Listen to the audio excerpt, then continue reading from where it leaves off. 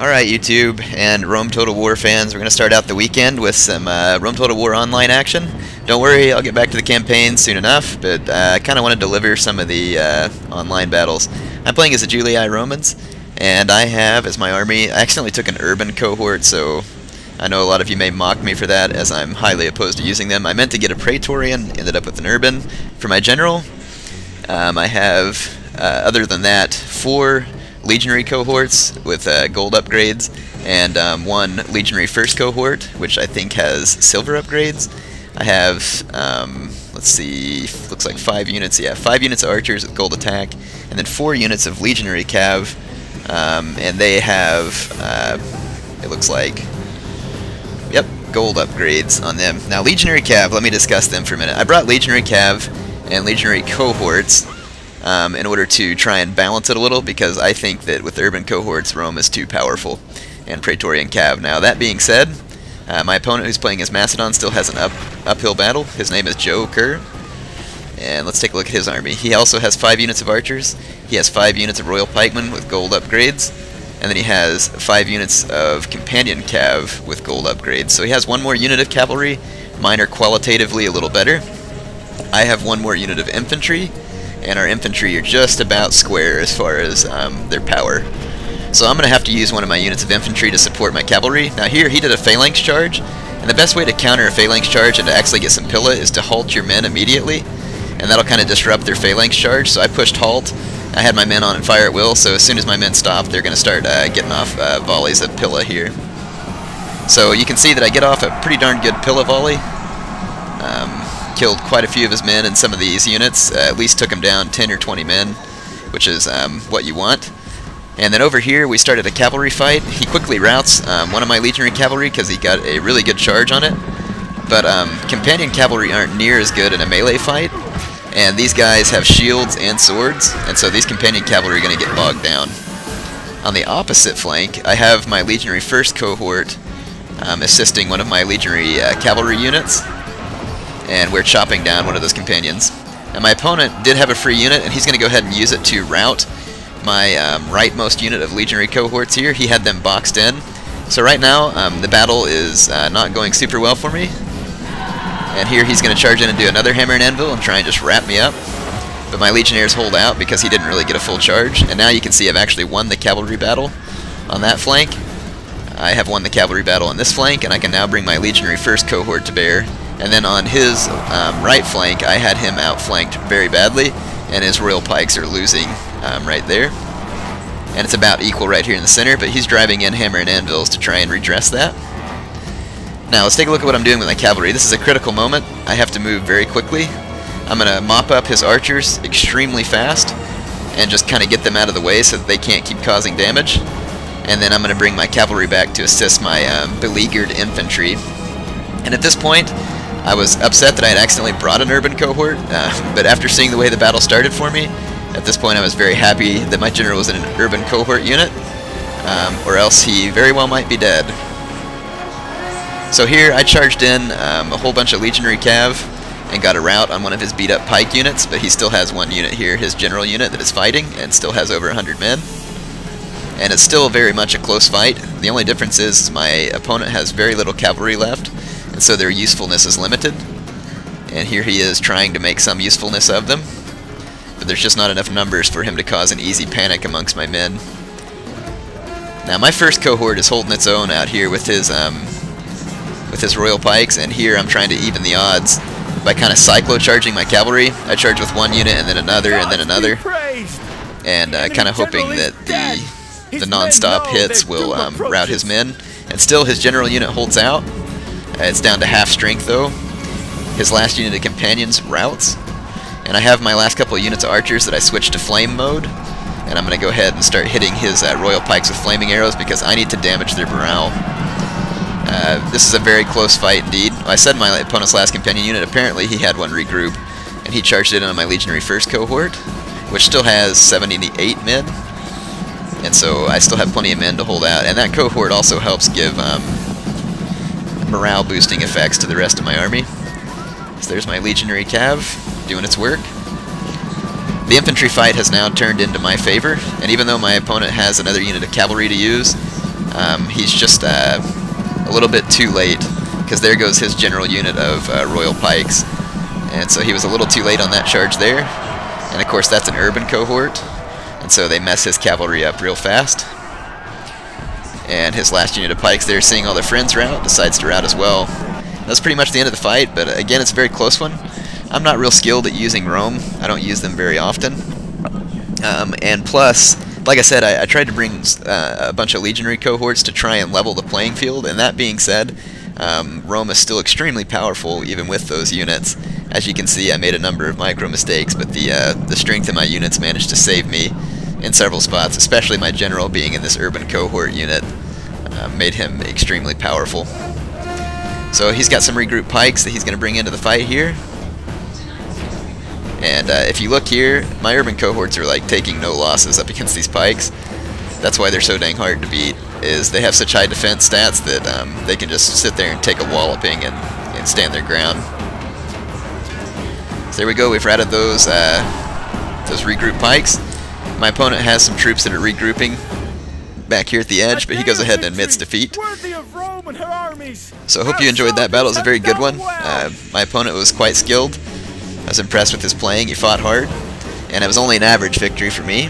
And that's just the first of a couple of battles I bring you. Right. So let's get to the next one with the second battle. Now, a lot of you have been asking me recently, Air, how come you don't play against clan members? Well, clan members never join my games, and it's because I'm not in a clan myself, and I'm not saying that clan members won't play against non-clan members, but usually they won't, because they kind of, in general, this is a general thing, so people don't think that I'm just placing one brand across all people who are in clans, but in general, people in clans tend to think people who aren't are noobish. And in some cases they're right, in some cases they're not. Now in this case, I did have a clan member join my game, and I'll show you their name in a minute. I'm using Pontus, and again, all my battles on this, by the way, are 15k CWB. I have 5 units of Bronze Shield Pikes, 4 units of Archers, 2 units of Chariot Archers, 1 unit of Scythe Chariots, and then 4 units of Cappadocian Cavalry. My opponent was playing as Germania, and I was expecting him to bring a heavy contingent of Gothic Cav, Berserkers, and some, I guess, German pikes here to kind of hold the line. I really don't like the army my opponent brought, though. His army, I think, was 6 unupgraded Spear Warbands, which of course are just fodder units, and then he has heavily upgraded Knight Raiders for intimidation purposes, and then he has 6 full units of upgraded Chosen Archer Warbands. Now I went back afterwards and looked at his army to see what kind of power it had. These Chosen Archer Warbands have the same missile attack as an early Legionary cohort's Pilla. So these guys have an insanely strong missile attack, and I do not want to sit back. And what I'm doing now, my strategy is, my opponent's infantry, to be honest, is just complete crap. I think he made a mistake in bringing what he brought, because Germania needs some Berserkers, and they need to be ready to flank, and he's kind of set up in a defensive posture here on top of this hill, hoping that his archers can make the knockout, and they can if I give them enough time. But here I used my my archers just as a distraction. I knew they were going to get pwned until I can get my chariot archers up here to distract his archers as well. And all the time I'm going to run my infantry up this hill and quickly engage his infantry, because as I said, his infantry is absolute crap.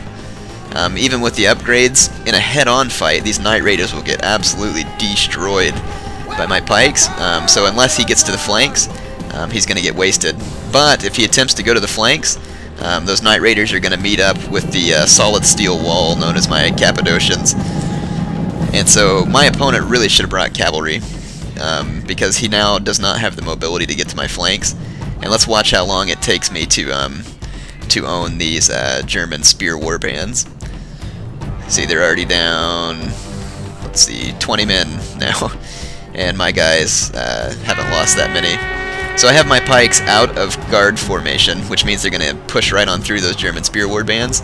And again, here he thinks his Knight Raiders can ward off an attack by my Cappadocians, and he is absolutely wrong. And you're going to see some of his units routing here. That's a Chosen Archer warband, but all I'm going to do is just cyclo-charge these Knight Raiders with my my Cappadocians, because their charge is incredibly powerful, and Knight Raider's defense stats are terrible. So you can see the German Spear Warband line is already broken, and now my opponent's just plain screwed. So my Cappadocians are going to lay waste to his units here in the backfield. You can see them routing there because they knew in their hearts that they didn't want to fight an armored cataphract horse with little knives and axes. And who would? I know I wouldn't. So my opponent's plan here was to sit back and absolutely pummel me with top quality missiles. The problem is he didn't count on me just running up the hill and slicing right through his infantry in a couple of seconds. See, here's what I was talking about with the Knight Raiders on the Phalanx. Watch as they just get absolutely, completely and totally pwned. And then there they go flying in the air as they get smashed by heavy cataphract type horses. Now Cappadocians aren't that great in a melee because they don't have a mace, but their charge is absolutely devastating, especially against units of Germania. Now, I didn't even get to use my scythe chariots, unfortunately, but I didn't want them to leave the battlefield without blood. So here they are running down his routing troops. So as if your routing troops may not have been scared enough, now they're being run down by these bloodthirsty men in these chariots who are slashing through them with huge spikes and sending them to the next world in disgrace. So yep, there's my scythe chariots taking care of business. Want to get you some footage of that? I love watching the people fly around and just get mowed down by the scythes. So yeah, I brought these scythe chariots, in fact, to help take out enemy Gothic cav that I expected would be in the battle, but they were not. And my opponent's army is in complete disarray at this point, and I don't know what... Here's the thing, I've seen some players in the Hell Clan, which is where my opponent is from, and they're good players. I don't know what my opponent was thinking in this match. I don't know if he thought... I think there's one of two trains of thought. I'm not going to pick one or the other because I don't know. And here's the thing. My opponent either thought I was a noob because I appeared as a random, which is a decent assumption. A lot of times people are, and so he thought he could just have fun and try and play as Germania. Or two, he probably wanted just kind of a fun match, and so he didn't really care if he lost and just wanted to bring a fun army.